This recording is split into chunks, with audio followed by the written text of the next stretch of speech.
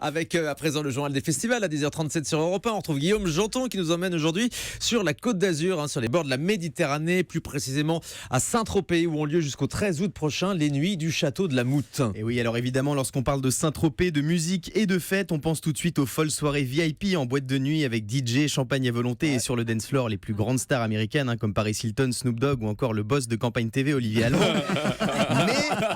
Mais le festival dont je vais vous parler n'a rien à voir avec tout ça, puisqu'il ne se déroule pas dans une discothèque, mais au château de la Moutte, au cœur d'une palmeraie centenaire, dans un endroit à la longue tradition musicale.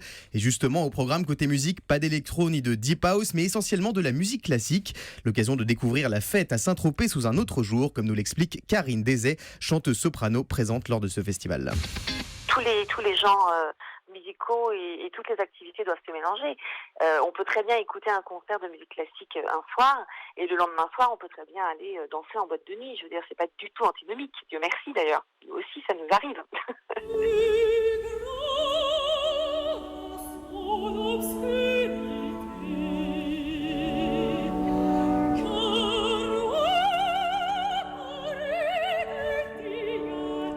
Voilà, On n'est pas vraiment au VIP room là. Et Europe1.fr pour le playback d'Anne Cazobon. Voilà, Karine Dezay donc fait partie des 18 talents du classique qui se produiront dans ce cadre exceptionnel qui est le château de la Moutte, un lieu prédestiné pour un festival de musique. Écoutez Jean-Philippe Odoli, violoniste et organisateur du festival. Ce festival, il existe depuis 41 ans. C'est un festival qui se donne à la presqu'île Saint-Tropez, dans un petit château, qui est le château d'Émile Ollivier, le Premier ministre de Napoléon III. C'est un lieu où Blandine Liszt, la fille de Liszt, vivait ici, avec son père est venu, Wagner, si vous voulez, un lieu de rencontre entre les artistes, les intellectuels et les politiques de l'époque. Vous avez déjà été au château de la Moutte, Olivier ? Alors, j'ai pas été directement au château de la Moutte, mais je sais qu'il y a un espace préservé juste à côté. C'est la presqu'île de Saint-Tropez. Ouais. C'est quoi ? C'est côté Ramatuelle ou côté Saint-Tropez ? Ah non, c'est côté Saint-Tropez, mais sur le côté sud de Saint-Tropez, en fait, on est vraiment sur la presqu'île et il y a l'espace des salles qui est préservé. Merci pour cet éclairage. Alors pour la tête d'affiche de cette édition 2016, le festival a choisi l'orchestre suisse la Geneva Camerata.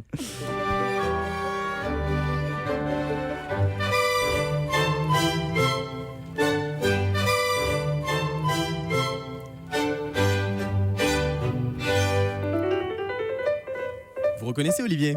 Bien sûr. C'est du piano. C'est quoi ? C'est du clavecin, du piano. C'est du clavecin peut-être, vous avez raison. Ouais, je pense que c'est du clavecin. On dirait Chopin. Olivier ? Mozart. Bravo Olivier, quelle culture. Mozart. Bah oui. Incroyable, c'est du Mozart. Alors, il n'y a pas qu'au château de la Moutte qu'on peut profiter de ces concerts. On peut aussi écouter de la musique sur la plage des Canebiers où tous les ingrédients sont réunis pour des soirées réussies. Des transats, une buvette pour Olivier et une scène pour le moins atypique, une scène très atypique, un ponton qui avance dans la mer au soleil couchant. Wow. Et au piano, sur ce ponton, on retrouvera Alexandre Tarot. Il jouera ses plus belles mélodies samedi soir à 21h, un concert qu'il attend avec impatience. Jouer en plein air, c'est pas toujours facile pour un musicien non amplifié. Il y a toute une liste d'inconvénients et de surprises, mais bon, c'est ce qui fait encore une fois le piquant de l'expérience. Et en fait, c'est ça, des lieux parfois incongrus, qui semblent incongrus pour la musique classique, donnent obligatoirement un concert unique.